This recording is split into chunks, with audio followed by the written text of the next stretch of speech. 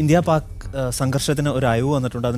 അതിനുശേഷം നയതന്ത്ര തരത്തിലുള്ള ചർച്ചകൾ ഒക്കെ പുരോഗമിക്കുകയൊക്കെയാണല്ലോ വിവിധ ഇടങ്ങളിൽ. നമുക്ക് ആയുധ കമ്പോളത്തെക്കുറിച്ചും ആയുധ വ്യാപാരത്തെക്കുറിച്ചും വളരെ പെട്ടെന്ന് ചില കാര്യങ്ങളൊന്ന് പരിശോധിക്കാം. ലോകത്ത് ഏറ്റവും കൂടുതൽ ആയുധ കച്ചവടം നടത്തുന്നത് ആരാണ്, വാങ്ങുന്നത് ആരാണ്, കയറ്റുമതി ചെയ്യുന്നത് ആരാണ്, ഉൽപ്പാദിപ്പിക്കുന്നത് ആരാണ്, ഏതൊക്കെ മേഖലകളിലാണ് ഏറ്റവും കൂടുതൽ ഡോളർ, മില്യൺ ട്രില്യൺ ഡോളർ മറിയുന്നത് ഇക്കാര്യത്തിൽ എന്നൊക്കെ നമുക്ക് നോക്കാം. നോക്കൂ, USA, അമേരിക്ക തന്നെയാണ് ആയുധ വിൽപ്പനയിൽ അമേരിക്ക തന്നെയാണ് മുന്നിൽ. 98 രാജ്യങ്ങൾക്ക് ആയുധങ്ങൾ വിൽക്കുന്നുണ്ട്. പതിറ്റാണ്ടുകളായി, വർഷങ്ങളായി അമേരിക്ക തന്നെയാണ് ആയുധ വിൽപ്പനയിൽ മുന്നിൽ. സൗദി അറേബ്യയാണ് ഏറ്റവും വലിയ ഉപഭോക്താവ്. ഏകദേശം 11 ലക്ഷം കോടി രൂപയുടെ കരാർ ഓരോ വർഷവും ഇവർ പുതുക്കുന്നുണ്ട്.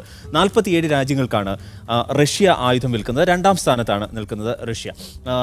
ഏറ്റവും വലിയ ഉപഭോക്താവ് ഇന്ത്യയാണ്. 35% ഇന്ത്യയാണ് വാങ്ങുന്നത്. പഴയ സോവിയറ്റ് റഷ്യയുടെ കാലം മുതൽ തുടരുന്ന ആ ഒരു ചങ്ങാത്തത്തിൻ്റെ തുടർച്ച കൂടിയാണ് ഈ ആയുധങ്ങൾ വാങ്ങിക്കൂട്ടുന്നത് എന്നുള്ളതാണ്. അതായത് ഫ്രാൻസ് ആണ് 3ാം സ്ഥാനത്ത്. 81 രാജ്യങ്ങൾക്കാണ് ഫ്രാൻസ് നിലവിൽ ആയുധങ്ങൾ വിൽക്കുന്നത് എന്നുള്ളതാണ്. അതിൽ ഇന്ത്യ ഉൾപ്പെടുന്ന രാജ്യങ്ങളും അതിൽ ഉണ്ടാകും. നോക്കാം നമുക്ക് അടുത്തത് ഏതാണ് എന്ന്.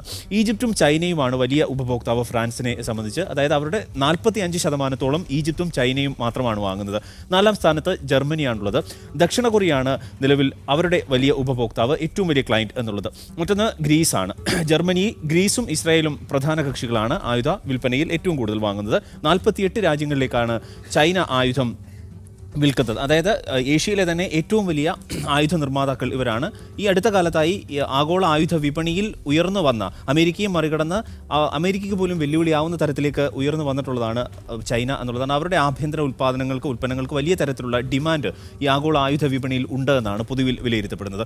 നോക്കൂ, പാകിസ്ഥാനാണ് അവരെ സംബന്ധിച്ച് ഏറ്റവും വലിയ ഉപഭോക്താവ്. നമ്മുടെ അയൽരാജ്യമായ പാകിസ്ഥാൻ തന്നെയാണ്. ബംഗ്ലാദേശാണ് 2ാമത്തെ വലിയ കക്ഷി ചൈനയെ സംബന്ധിച്ച്. ഇനി പ്രധാനമായും നമ്മൾ കാണേണ്ട മറ്റു ചില വശങ്ങൾ കൂടിയുണ്ട്. ചൈനയെ സംബന്ധിച്ച് ഈ ഇടക്കാലത്ത് ചില സംഘടനകൾക്കും ചെറിയ രാജ്യങ്ങൾക്കും മാത്രം ആയുധങ്ങൾ വിറ്റ് നടന്നെടുത്തു നിന്നാണ് വലിയ ഡ്രോണുകളടക്കം ഈ ഉൽപ്പാദനത്തിലേക്ക് പോയിട്ടുള്ളത്.